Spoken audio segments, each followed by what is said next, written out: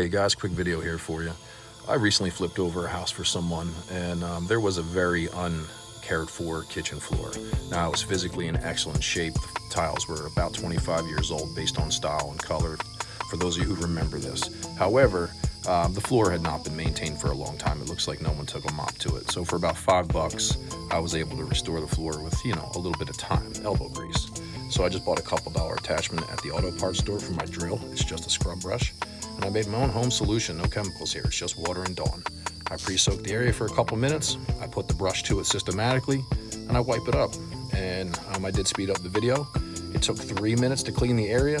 The video is a minute, so it gives you an idea.